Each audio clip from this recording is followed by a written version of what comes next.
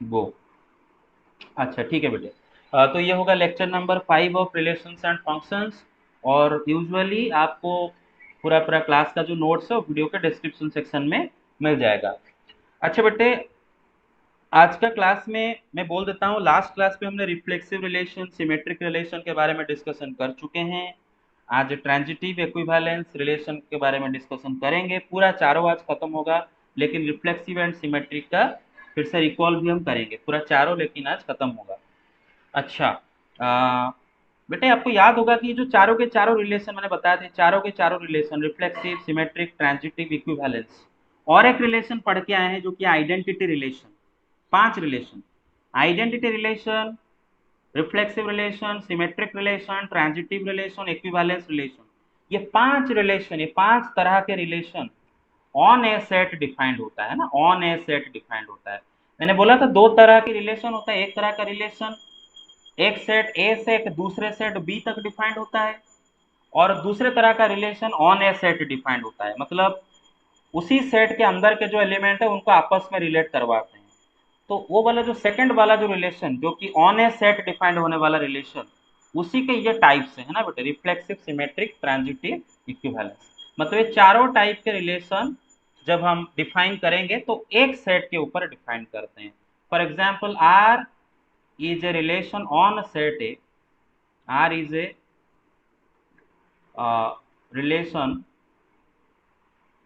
on set A.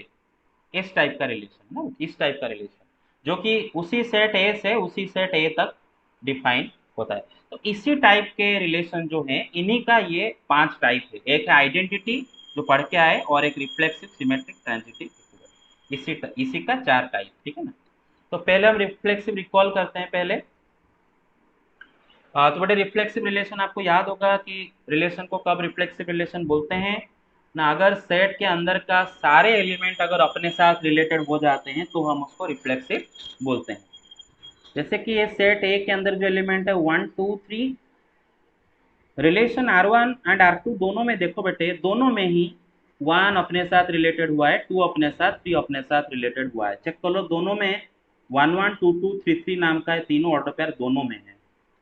तो ये दोनों रिलेशन के अंडर में सेट ए का एवरी एलिमेंट अपने साथ रिलेटेड हो रहा है। Therefore R1 and R2 they are called reflexive relations. लेकिन R3 रिलेशन को अगर देखा जाए तो इसके अंदर बेटे 1 1 है, 2 2 है, लेकिन 3 3 नहीं है। मतलब सेट ए का 1 2 3 जो तीनों एलिमेंट है, तीनों अपने साथ रिलेटेड नहीं हो रहे हैं। 1 रिलेटेड हो रहा है अपने साथ, 2 अपने साथ रिलेटेड हो रहा है, लेकिन 3 अपने साथ रिलेटेड नहीं हो रहा है। That's why it is not reflexive. बेटे empty relation on set A. Empty relation मतलब बेटे सेट ए का कोई भी एलिमेंट किसी के साथ भी रिलेटेड नहीं हो रहा है, एम्प्टी रिलेशन।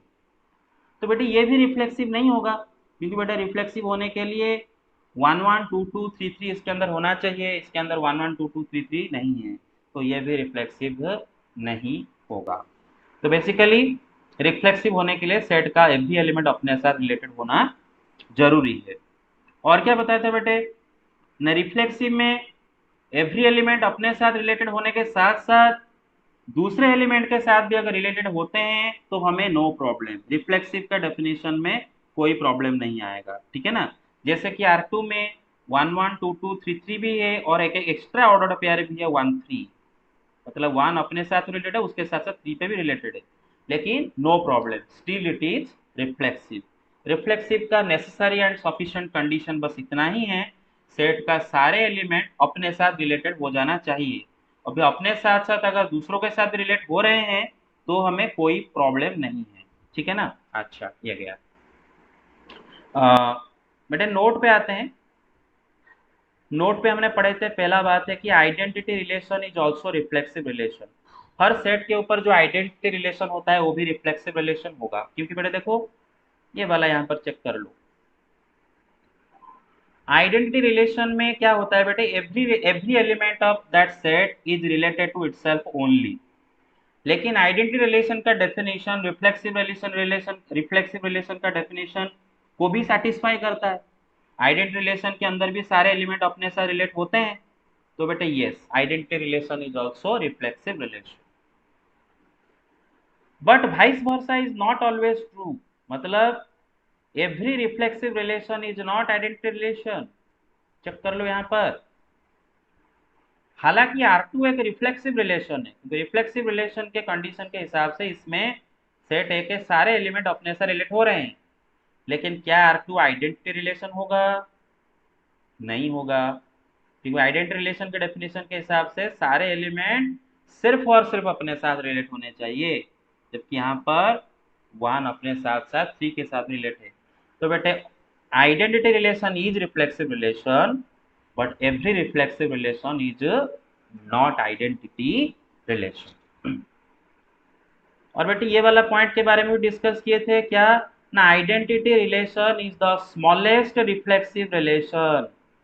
सही बात है बेटे। देखो सबसे छोटा एक सेट के ऊपर अगर सबसे छोटा रिफ्लेक्सिव रिलेशन आप बनाना चाहो, वो होगा आइडेंटिटी रिलेशन।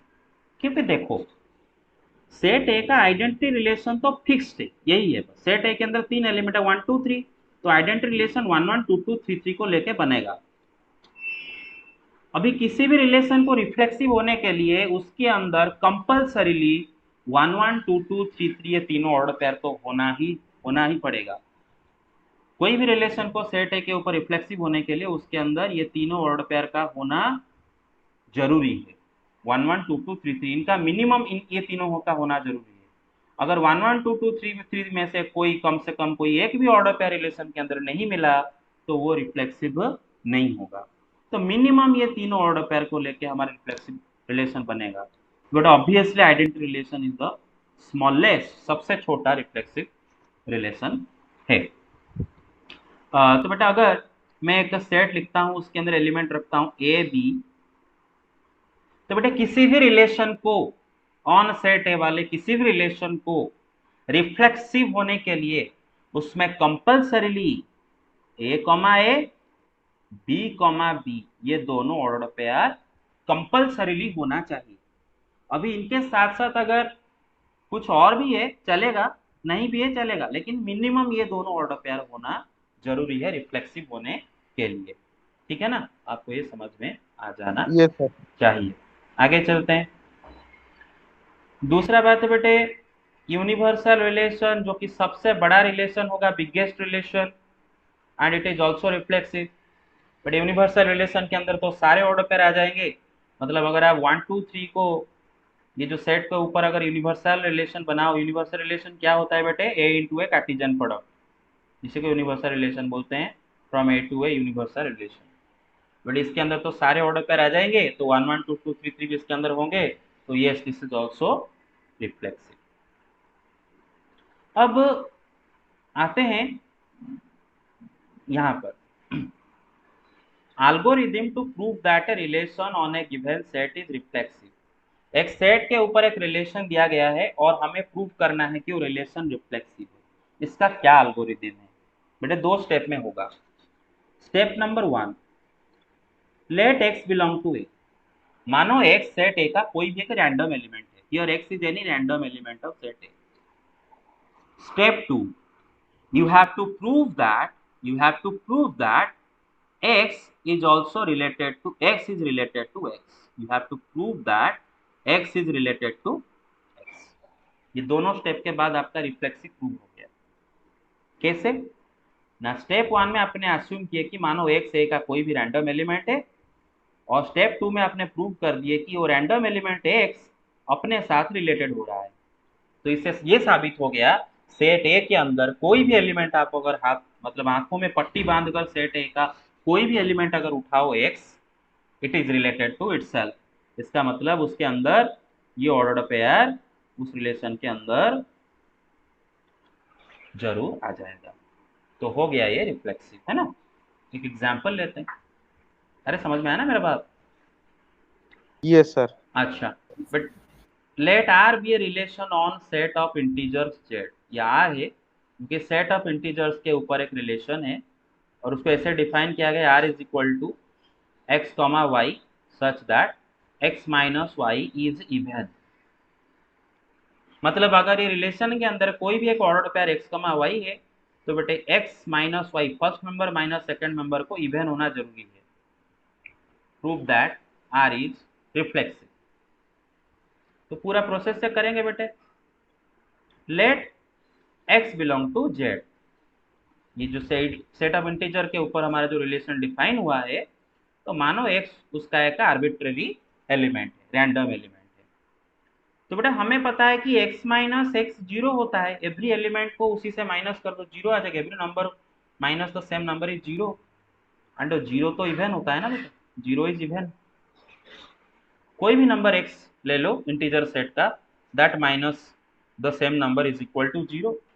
इसका मतलब बेटे x comma x order pairs relation को बिलोंग करेगा कि नहीं करेगा? जरूर करेगा, क्योंकि यस ऑर्डर सर। पेयर को इस रिलेशन के अंदर होने के लिए first member minus second member को इवन होना जरूरी है। और इधर हो रहा है ना बेटे, first member minus second member even zero. तो एक्स का मैक्स बिलोंग। तो क्या साबित हो गया बेटे ना, इंटीजर सेट का एनी एलिमेंट आप एक्स उठा लो, क्योंकि मैंने तो कोई पर्टिकुलर एलिमेंट नहीं उठाया हूँ। एक्स कोई भी इंटीजर हो सकता है, कोई भी एलिमेंट ले लो, that is related to itself, therefore R is reflexive. समझ में आया? यस अच्छा। सर। अच्छा, अब आता है how to prove that a relation is not reflexive. कैसे प्रूव करें कि रिलेशन रिफ्लेक्सिव नहीं है? Just by giving a counter example. Just give a counter example. ठीक है ना, काउंटर एग्जांपल देके साबित कर दो। दो क्वेश्चन लेते हैं। क्वेश्चन नंबर वन, सेट दे रखा है आपको, उसके अंदर 1 2 3 एलिमेंट है। रिलेशन दे रखा है 1 1 2 2 3 1 3 2, और बोला है कि prove that R is not reflexive. बहुत सिंपल सा बात है बेटा, काउंटर एग्जांपल है, लो चेक कर लो। यहाँ पर थ्री सेट ए का एक एलिमेंट है, right? Three belong to set A, but 3 comma 3 does not belong to this relation, isn't it? Therefore r is not reflexive। r is not reflexive। r को reflexive होने के लिए उसके अंदर 1 1 2 2 3 3 तीनों ऑर्डर पेयर का होना जरूरी है ना। उनमें से अगर कम से कम एक भी नहीं हुआ तो not reflexive. Example, next example.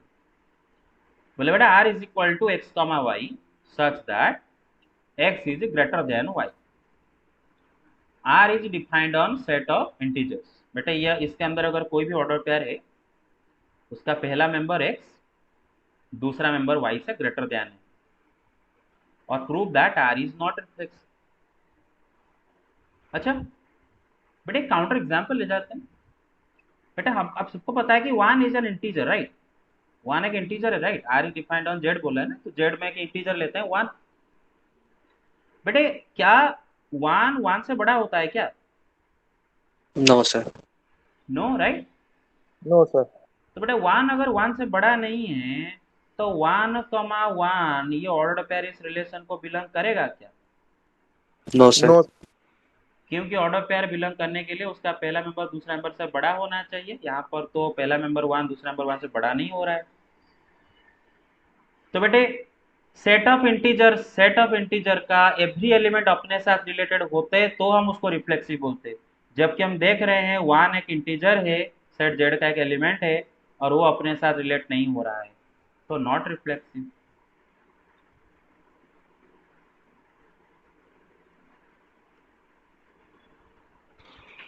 ठीक है ना, therefore R is not reflexive. Yes sir.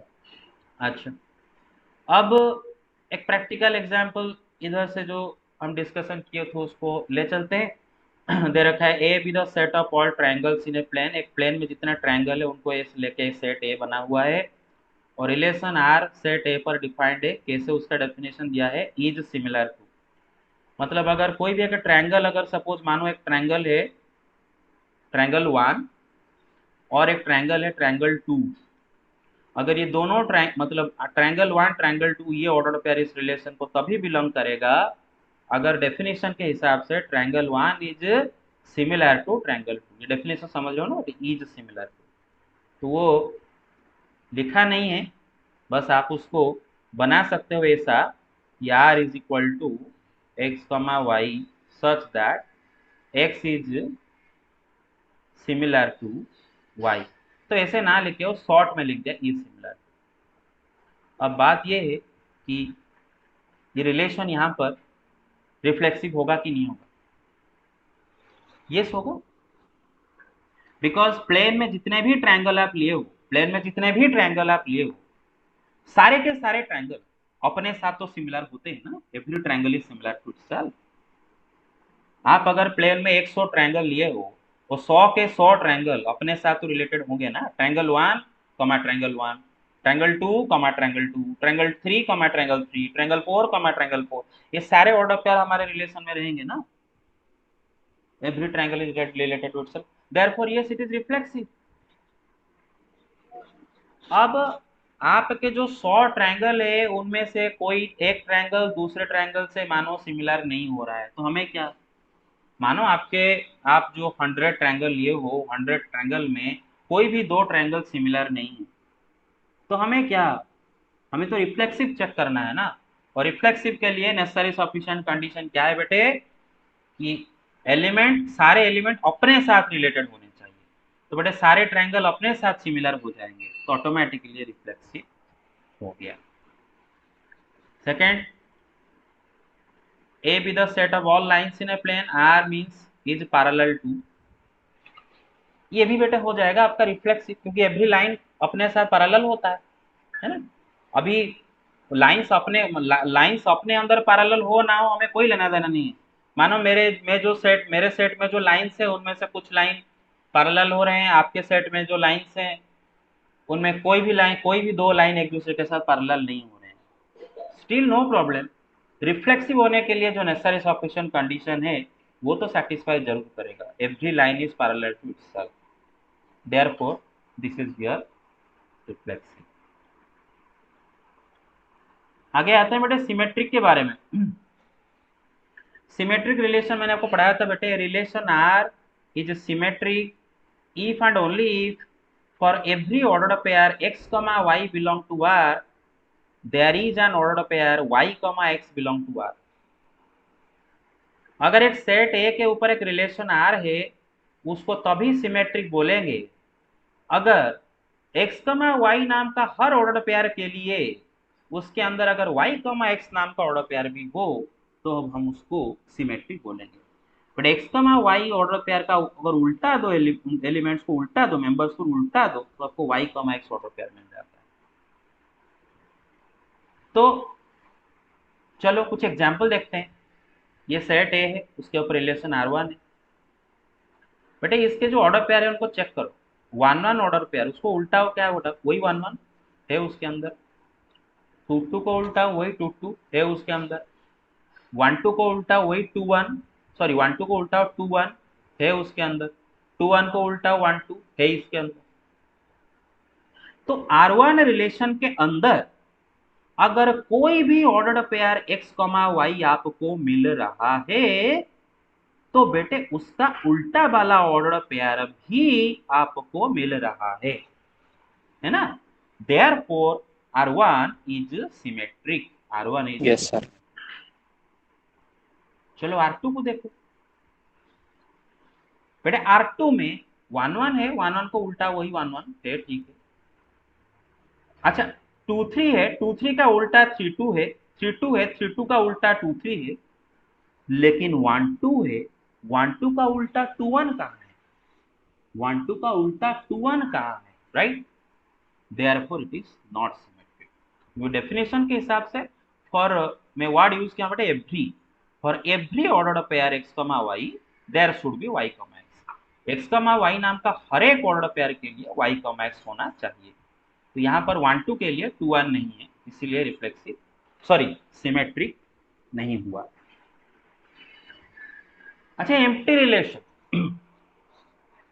बेटे एम्प्टी रिलेशन सिमेट्रिक होगा कि नहीं होगा? बताया था मैंने, जरूर होगा एम्प्टी रिलेशन। यस सर होगा। कारण क्या है बेटे, बताया था कि बेटे मैंने बोला ना फॉर एवरी ऑर्डर पेयर, बेटे अगर x y नाम का ऑर्डर पेयर उसके अंदर है, तो आपको चेक करना है कि उसका उल्टा वाला ऑर्डर पेयर y x भी उसके अंदर है कि नहीं। अगर x y नाम का ऑर्डर पेयर है तो जाके आपको चेक करना होगा y x नाम का ऑर्डर पेयर है कि नहीं। अगर है तो सिमेट्रिक नहीं है, नॉट। लेकिन अगर एक्स वाई नाम का ऑर्डर पेयर ही नहीं है, अगर कुछ भी ऑर्डर पेयर ही उसके अंदर नहीं है, तो बेटे वो पास हो गया, ऑटोमेटिकली वो सिमेट्रिक हो गया, वो पास हो गया। मेरा बात समझ रहे हो ना? कुछ है ही नहीं चेक करने के लिए, कुछ है ही नहीं चेक करने के लिए। 1 2 होता तो हम 2 1 है कि नहीं चेक करें, कुछ तो है ही नहीं। जैसे कि मैंने आपको एग्जाम्पल दिया था, प्रैक्टिकल एग्जाम्पल, कि सपोज आप मंदिर के बाहर एक नोटिस बोर्ड में लिखा है कि बेटे जूता अगर पहन के आए हो तो बाहर रख के अंदर आओ, है ना? जूता बाहर रख के अंदर आओ, बाहर रख के। अगर बाहर नहीं रखोगे तो बेटे you will not be allowed inside the temple. तो मतलब कोई भी बंदा आता है, नोटिस बोर्ड को पढ़ेगा, जूता रखेगा, अंदर जाएगा, नहीं तो अलाउड नहीं है।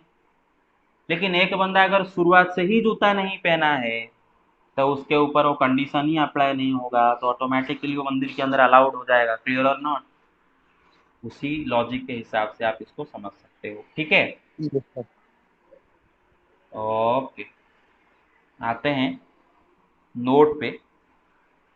But identity relation is also symmetric. सही बात है, ले जाओ चेक कर लो, ए ले जाओ 1 2, बट उसके ऊपर आइडेंटिटी क्या होगा? आइडेंटिटी रिलेशन ए के ऊपर आइए 1 1 2 2, ये भी तो सिमेट्रिक होगा ना, क्योंकि 1 1 को उल्टा 1 1, 2 2 को उल्टा 2 2, है ना? Identity relation symmetric. अच्छा, next, empty relation is also symmetric, जो कि अभी समझाया। Universal relation is also symmetric. सही बात है, क्योंकि यूनिवर्सल रिलेशन के अंदर सारे ऑर्डर पेयर आ जाएंगे, तो obviously it is also symmetric. Clear और नॉट? अच्छा, Yes, sir. अभी देखते हैं algorithm to prove that a relation on a set is symmetric. मुझे एक सेट दिया गया है और एक रिलेशन उस सेट के ऊपर दिया गया है, और मुझे ये प्रूव करना है कि वो सिमेट्रिक है। तो उसके लिए मुझे क्या एल्गोरिथम, कौन से स्टेप्स लेना है? तो दो स्टेप बेटे। Let x comma y belong to R. आपको बेटे लेना है, मानो एक्स कॉमा वाई रिलेशन का एनी आर्बिट्ररी ऑर्डर पेयर, ठीक है ना? मानो ये रिलेशन के अंदर एक्स कॉमा वाई नाम का कोई एक आर्बिट्ररी ऑर्डर पेयर है।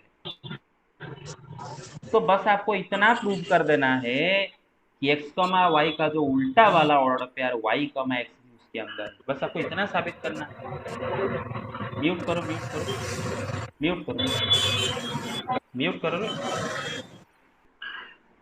ठीक है, चलो कंटिन्यू करते हैं। हाँ, तो बेटे आपको लेना है कि मानो एक्स कमा वाई रिलेशन के अंदर एक आर्बिट्रेरी ऑर्डर पेयर है, तो हर arbitrary order pair x comma Y के लिए उसके अंदर वाई कमा एक्स भी मौजूद होना चाहिए। वही हमें प्रूव करना है ना?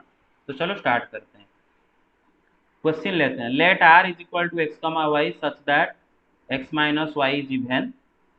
मतलब ये रिलेशन के अंदर अगर कोई भी ऑर्डर पेयर है तो उसका पहला member minus second member even number होना चाहिए, and R is defined on Z.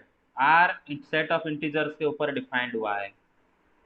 Prove that R is symmetric. Prove करो आर सिमेट्रिक है। अच्छा, एक बात मेरे दिमाग में अभी आया, बेटे किसी चीज को डिस्प्रूव करने के लिए हम काउंटर एग्जाम्पल लेते हैं, प्रूव करने के लिए क्यों एग्जाम्पल नहीं लेते? बताया था मैंने आपको 11th क्लास में भी, प्रूव करने के लिए कभी सर वो एग्जाम्पल। वेरिफिकेशन हो जाएगा। हाँ, वो वेरिफिकेशन होता है, क्योंकि आप जो आपका जो एग्जाम्पल है उसके लिए मानो आप ये ट्रू हो गया, मैं एक एग्जाम्पल दे तो उसके लिए फॉल्स हो जाएगा। तो बड़े वेरिफिकेशन के लिए एग्जाम्पल लिया जाता है, डिस्प्रूव करने के लिए काउंटर एग्जाम्पल लिया जाता है, लेकिन प्रूव करने के लिए अगर एग्जाम्पल लेंगे तो गलत है, ठीक है ना?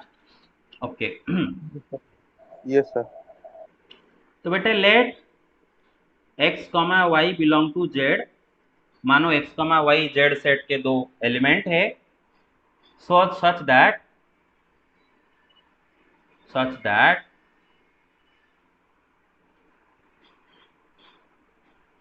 x comma y belong to R. Suppose x comma y ये रिलेशन के अंदर एक ऑर्डर पेयर है। बेटे इसका मतलब क्या है बेटे ना, x माइनस वाई क्या हो रहा होगा? इवन हो रहा होगा, है ना?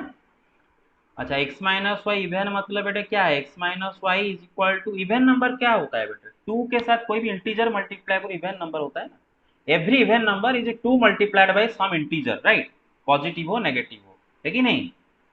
तो is Yes, equal sir. To 2 into lambda, let's say lambda is some integer, clear और नॉट?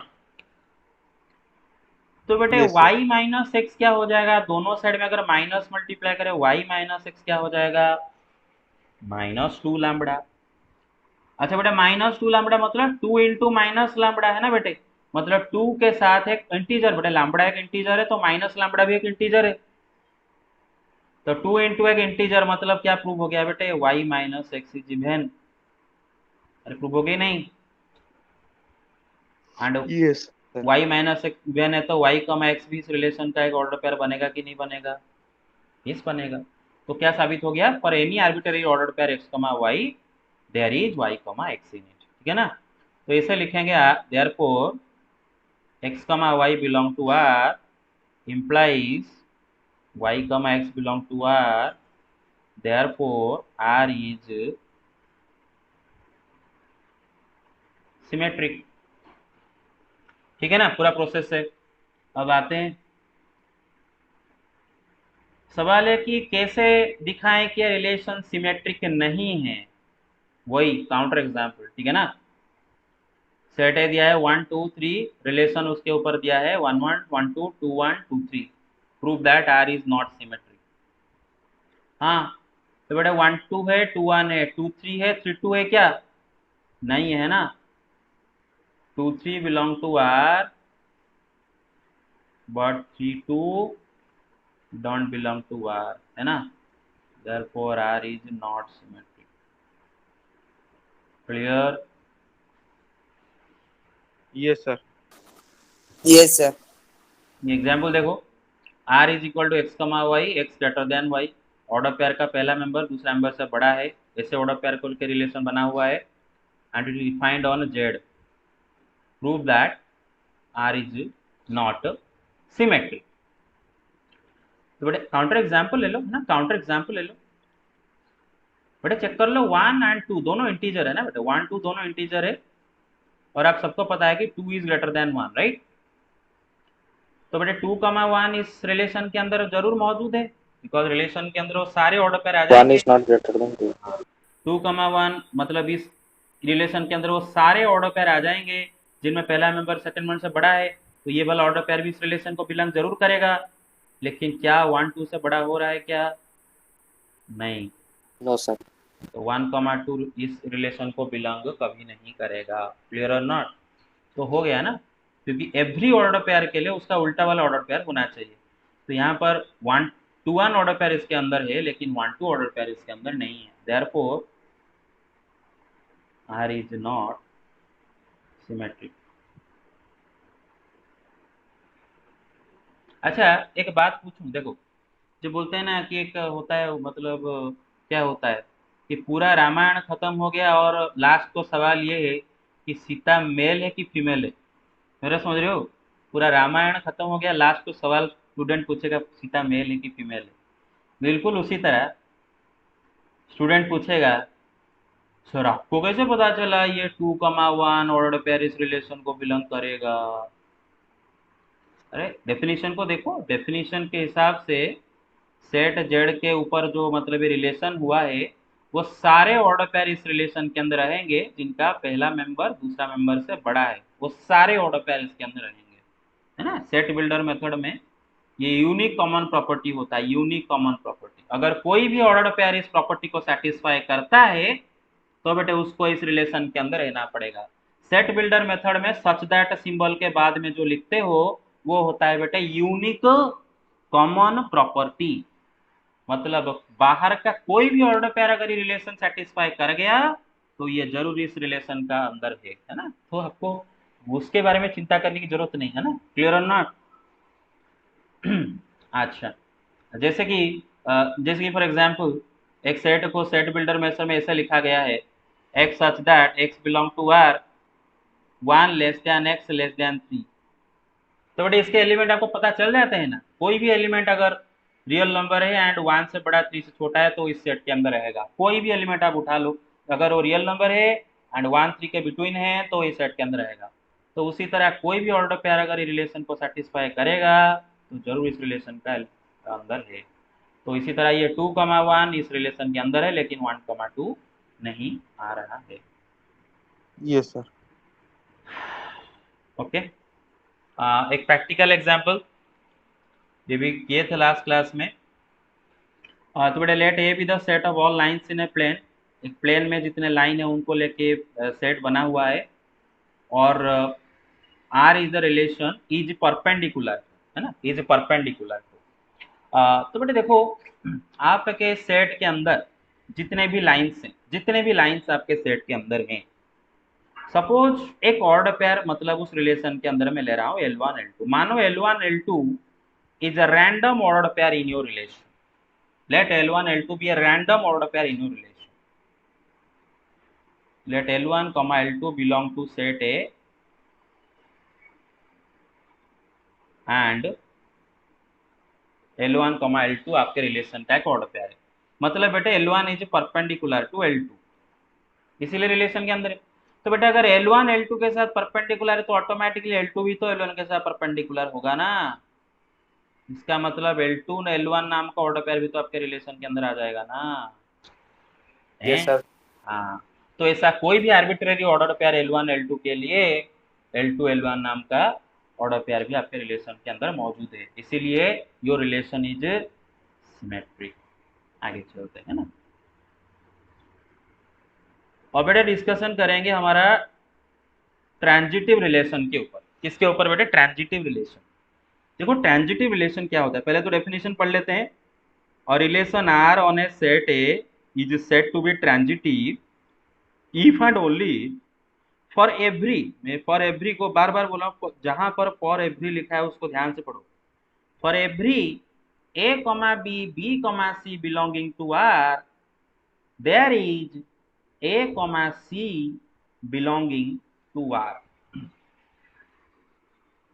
सेट ए के ऊपर एक रिलेशन हमें दिया गया है, और उसको हम तभी ट्रांजिटिव बोलेंगे अगर उसके अंदर for every A comma B B comma C belonging to R there is A comma C belonging to R. मतलब क्या है बेटे, मानो आपके रिलेशन के अंदर, मानो आपके रिलेशन के अंदर ऐसे दो ऑर्डर पेयर मौजूद है, ए कॉमा बी बी कॉमा सी। अबे दोनों ऑर्डर पेयर का खासियत क्या है भाई? एक का सेकंड मेंबर दूसरा ऑर्डर पेयर का पहला मेंबर के साथ इक्वल है। सबको दिख रहा है बेटे? सबको दिख रहा है। जैसे कि 3 5 5 3, अरे समझ रहे हो ना? सॉरी 5 4, whatever whatever, क्लियर और नॉट? समझ रहे हो ना? एक का सेकंड मेंबर दूसरा का फर्स्ट मेंबर के साथ इक्वल। ऐसा अगर बेटे दो ऑर्डर पेयर आपको आपके रिलेशन के अंदर दिख गया, तो बेटे ए कॉमा सी नाम का ऑर्डर पेयर भी आपके रिलेशन के अंदर होना चाहिए, तब हम उसको ट्रांजिटिव बोलेंगे। दोबारा बोल देता हूं, अगर आपके रिलेशन के अंदर ऐसे दो ऑर्डर पेयर हैं ए बी बी सी, तो बेटे ये वाला ऑर्डर पेयर भी होना चाहिए, तभी वो ट्रांजिटिव होगा।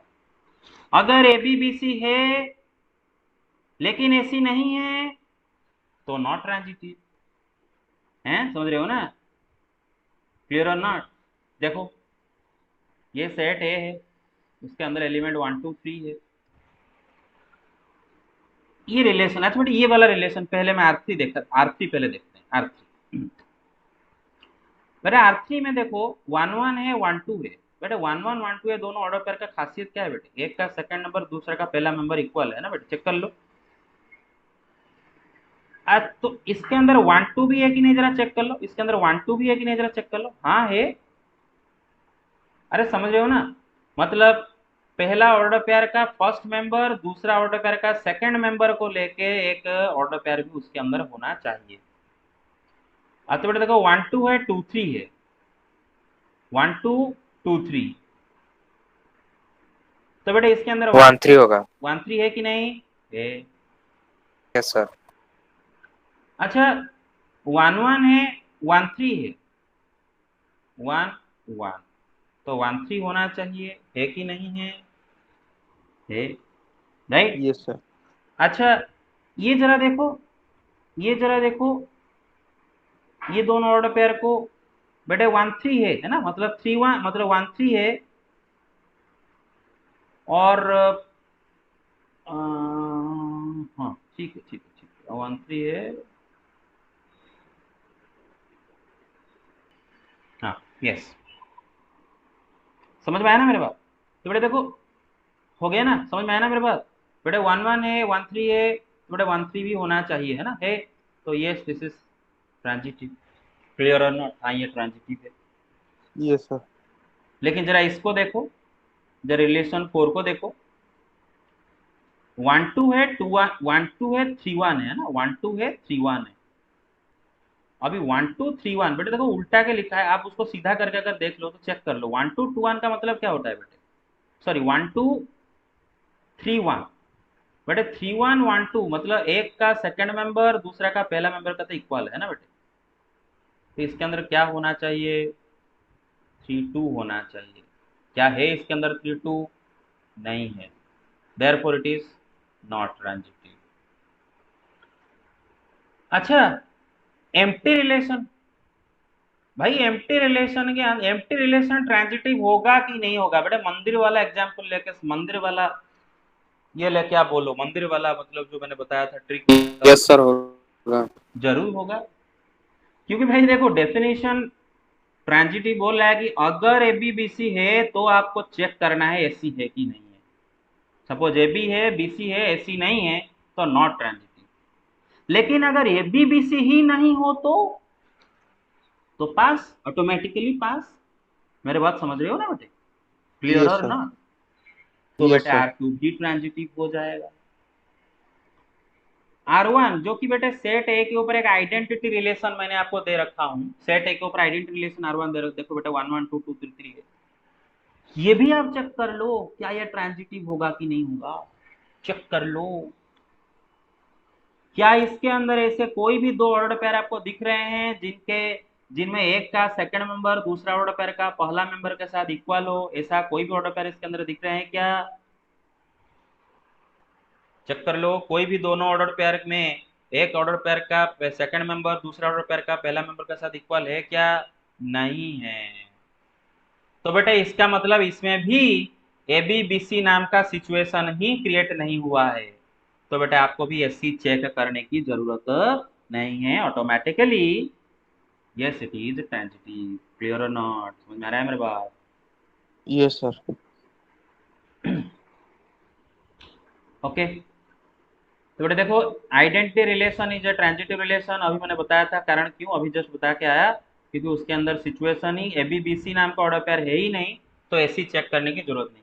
बेटा आप ढूंढोगे कि आपके रिलेशन के अंदर दो ऑर्डर पेयर ऐसे होने चाहिए, एक का सेकंड मेंबर दूसरा का पहला मेंबर इक्वल, अगर ऐसा है तो आप चेक करो। अगर ऐसा बिल्कुल है ही नहीं तो ऑटोमेटिकली पास। चप्पल अगर पहन के आए हो नहीं, ऑटोमेटिकली मंदिर के अंदर एंट्री। क्लियर और नॉट? यस अच्छा सर। बेटे empty relation is also transitive, अभी जस्ट समझा के आया। Universal relation of course is transitive, क्योंकि उसके अंदर तो सारे ऑर्डर पेयर होते हैं ना बेटे, ए इंटू, तो ऑफ कोर्स वो भी ट्रांजिटिव ही हो जाएगा। ठीक है।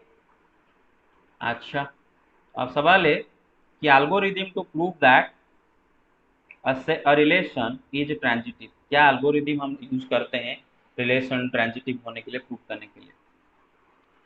कि बेटा पहले लेंगे let x comma y y comma z be two arbitrary ordered pairs of the relation. मानो हमारे रिलेशन के अंदर दो आर्बिट्ररी ऑर्डर्ड पेयर हैं, x comma y and y comma z. Suppose है, लेट यूज कर रहा हूं, लेट। तो आपको ये प्रूव करके दिखाना है कि उसके अंदर एक्स जेड नाम का ऑर्डर पेयर भी है। ठीक है, अगर एक्स वाई वाई जेड है तो एक्स जेड भी है, ये दिखाना होगा। तो हो गया आपका ट्रांजिटिव। ठीक है, चलो स्टार्ट करते हैं। मेरा सवाल है कि प्रूव दैट रिलेशन दे रखा है x comma y, x is greater than y, is defined on set Z, integer set के ऊपर डिफाइंड हुआ है, prove that it is transitive. तो बेटे वही proof, let x comma y comma z. अच्छा बेटे ए बी सी ले जाता हूँ चलेगा, क्योंकि सेट ऑफ इंटीजर को जेड हम यूज कर चुके हैं, तो एलिमेंट को जेड नहीं ले सकते। लेट ए कमा बी कमा सी, belong to set of integers and let a comma b b comma c ये दोनों ऑर्डर पेयर इस रिलेशन को बिलोंग कर रहे हैं। सपोज तो बेटा ए कॉमा बी ऑर्डर पेयर इसको बिलोंग कर रहे हैं, मतलब सीधा साधा बात है कि ए इज ग्रेटर देन बी। देखो फर्स्ट नंबर सेकंड नंबर से बड़ा होना चाहिए। बी कॉमा सी इस रिलेशन को बिलोंग कर रहा है, मतलब बी इज ग्रेटर देन सी। दोनों को अगर कम ले बेटे, ए बी से बड़ा है, बी सी से बड़ा है, तो ऑटोमेटिकली ए क्या हो जाता है बेटे, सी से बड़ा है कि नहीं। Yes sir. तो अगर ए सी से बड़ा हो गया तो ए सी ऑर्डर पेयर भी तो आपके रिलेशन में आ जाएगा। सर इसको थोड़ा और एक बार बता देंगे? कहाँ से? सर ये प्रूफ से। हाँ, मानो ए बी सी तीन इंटीजर हैं and suppose a comma b comma c ये दोनों ऑर्डर पेयर आपको रिलेशन को बिलोंग कर रहे हैं। मैंने बोला ना, अगर ए बी बी सी होंगे तो जाके हम चेक करते हैं ना ऐसी है कि नहीं। अगर ए बी बी सी ना हो तो चेक क्या करना है ना। तो मानो ए बी बी सी हमारे रिलेशन के अंदर दो ऑर्डर पेयर हैं, जिस देख सकते हो एक का सेकंड नंबर दूसरा का पहला मेंबर इक्वल है। अच्छा, ए बी आपका रिलेशन में है, क्यों है भाई? रिलेशन के अंदर अगर कोई भी ऑर्डर पेयर है क्यों है? फर्स्ट मेंबर दूसरा मेंबर से बड़ा होगा, राइट। तो ए बी आपके यस ऑर्डर सर। पेयर इस रिलेशन के अंदर है, इसका मतलब ए बी से बड़ा है, राइट। बी सी आपके रिलेशन को बिलोंग कर रहा है, इसका मतलब बी सी से बड़ा है, right. Yes sir. A B से बड़ा है, बी सी से बड़ा है, तो भाई ये तो सी से बड़ा हो जाएगा ना। अरे समझ रहे हो? Three yes two sir. से बड़ा है, टू वन से बड़ा है, थ्री वन से बड़ा है कि नहीं। बस ऐसा बात है। तो बेटा ऑटोमेटिकली तो हमने क्या देखे कि therefore A comma C belonging to R implies A comma C belongs to R, therefore R is transitive। ठीक है ना? भाई महापुरुषों यस समझ सर। में आएगी नहीं? अरे महापुरुषों सबको समझ में आएगी नहीं? Yes sir. Very yes good, sir. Yes sir. Very good, very good, very good, very good. अच्छा, बिल्कुल वही बात है, कैसे डिस्प्रूव करेंगे, मतलब कैसे प्रूव करेंगे कि वो ट्रांजिटिव नहीं है। काउंटर एग्जाम्पल, बार बार क्यों बताऊं, काउंटर एग्जाम्पल क्लियर है ना। ए देयर है 1 2 3, आर देयर है 1 2 2 3, prove that it is not transitive. भाई 1 2 है, 2 3 है, क्या होना चाहिए?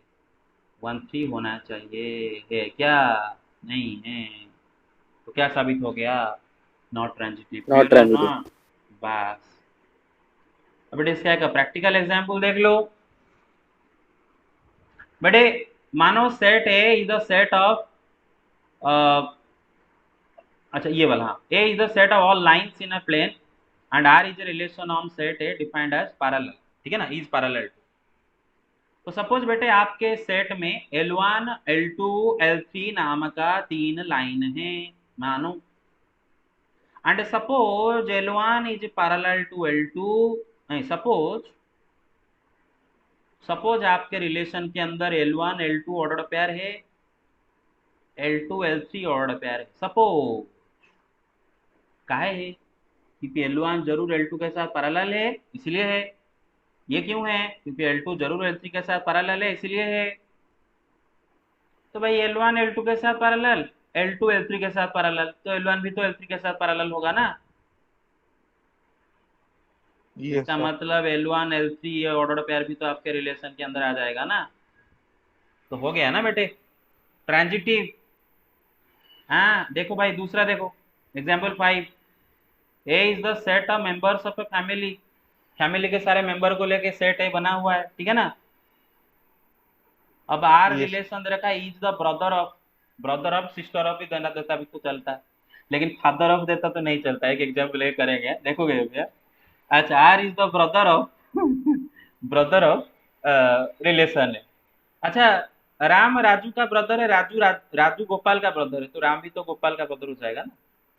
अबे समझ रहे हो ना? मानो एबीसी आपके राम राजू गोपाल, ठीक है ना। मानो राम राजू आप ये order pair and Raju Gopal order pair आपके रिलेशन के अंदर है, मतलब राम राजू का भाई है, राजू गोपाल का भाई है, तो ऑटोमेटिकली राम गोपाल का भी तो भाई हो जाता है, तो राम गोपाल भी तो इसमें आ जाएंगे। अरे फादर में ऐसा होगा क्या? नहीं होगा ना, जरा सोचो, फादर में ऐसा होगा अच्छा, क्या? टीचर में ऐसा होगा क्या? टीचर में वो बहुत ना ना ना ना, टीचर देखो, टीचर टीचर अगर रिलेशन देखते हो तो बेटे ये तो मतलब बोलते हैं ऐसे कि अगर टीचर का टीचर भी आपका टीचर है, वो बेटे मोरल वैल्यू है वो, मतलब क्या होता है, एक सुनने के लिए अच्छा लगता है, लेकिन प्रैक्टिकली टीचर मतलब जो आपको टीचिंग दिया है, मतलब डायरेक्टली, है ना? तो वो नहीं है, वो नहीं है, पिताजी भी नहीं होगा, है ना? अरे राम राजू गोपाल, राम राजू के पिताजी हैं, राजू गोपाल के पिताजी हैं, तो राम और गोपाल के क्या हो गए? दादाजी हो गए ना, पिताजी थोड़ी ना होंगे, क्लियर और नॉट? वो नहीं होगा है। Yes sir. अच्छा आगे चलते हैं। ओके लास्ट बस। ओके लास्ट है बेटे इक्विवेलेंस रिलेशन। ध्यान रखो बेटे, अगर एक relation reflexive, symmetric and transitive तीनों हो गया तो हम उसको इक्विवेलेंस बोलते हैं, मतलब तीनों होना चाहिए, रिफ्लेक्सिव भी होना चाहिए, सिमेट्रिक भी होना चाहिए, ट्रांजिटिव भी होना चाहिए, तीनों हो गया तो इट इज इक्विवेलेंस, ठीक है ना? अगर तीनों में से कोई एक नहीं हुआ तो भाई not equivalence, not equivalence relation. अच्छा बेटे, thus R is an equivalence relation if the following three conditions are satisfied। First condition reflexive होने के लिए, फर्स्ट कंडीशन रिफ्लेक्सिव होने के लिए, क्योंकि बेटे फर्स्ट कंडीशन में क्या लिखा है बेटे? बेटे ये सिंबल समझते हो ना बेटे, ये सिंबल होता है फॉर ऑल, है फॉर ऑल, समस्त, है ना, समस्त, है ना? For all a belong to A, मतलब सेट ए का कोई भी एलिमेंट ए के लिए ए कॉमा ए ऑर्डर पेयर रिलेशन के अंदर होना चाहिए, तो रिफ्लेक्सिव होगा।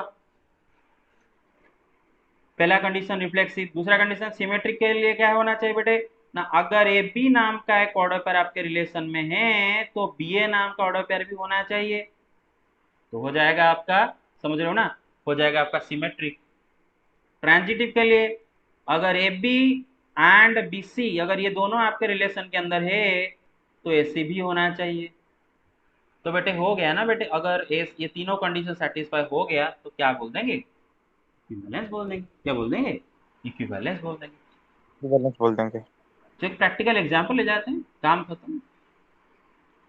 हाँ तो बेटे example 6, let A be the set of all triangles in a plane and R be defined is congruent to, R is defined as being congruent to, ठीक है ना?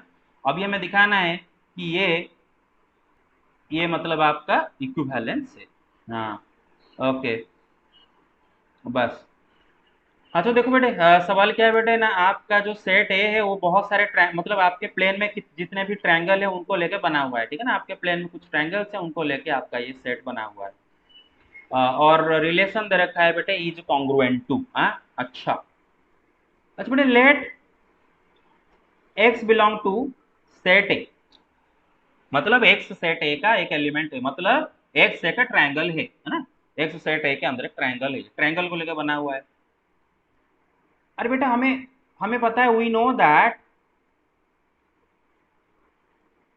every triangle is congruent to itself। अरे दुनिया का सारे triangle congruent to itself। अरे congruent समझते हो ना बेटा, आइडेंटिकल, या फिर congruent ही नहीं समझ रहे हो, आइडेंटिकल। तो बेटा इसका मतलब x is related to x, इसका मतलब x कमा x ऑर्डर पेयर भी इसके अंदर आ जाएगा ना रिलेशन के अंदर। कोई भी एलिमेंट x आप उठा दो सेट ए से, तो सेट ए का कोई भी एलिमेंट उठाओ अपने से रिलेटेड है, देयरफॉर रिफ्लेक्सिव।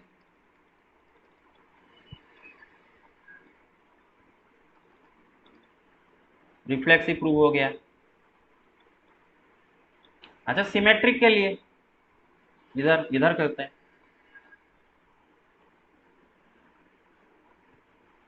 सिमेट्रिक के लिए मानो बेटे ए बी आपका सेट का दो एलिमेंट है, मतलब ए एक ट्रायंगल का नाम है, बी एक ट्रायंगल का नाम है।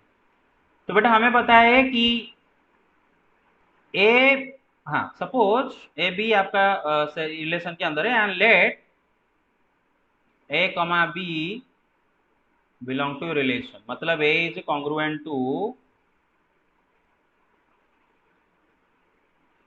B, sorry small b. हाँ तो भाई अगर ए ट्रायंगल बी ट्रायंगल के साथ कॉन्ग्रुएंट है तो बी ट्रायंगल भी तो ए ट्रायंगल के साथ कॉन्ग्रुएंट हो जाएगा ना। इसका मतलब बी कमा ए भी तो आपके रिलेशन में आ जाएगा ना, देयरफॉर सिमेट्रिक। अरे समझ रहे हो, A comma B belong to R implies b comma a belong to R, therefore symmetric। अब ट्रांजिटिव,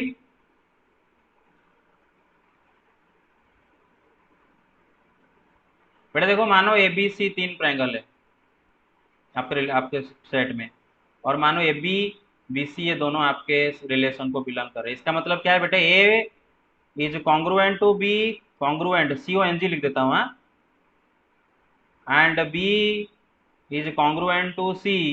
तो बेटा ट्रायंगल ए ट्रायंगल बी के साथ कॉन्ग्रुएंट है, ट्रायंगल बी ट्रायंगल सी के साथ कॉन्ग्रुएंट है, तो ट्रायंगल ए भी तो ट्रायंगल सी के साथ कॉन्ग्रुएंट हो जाएगा ना।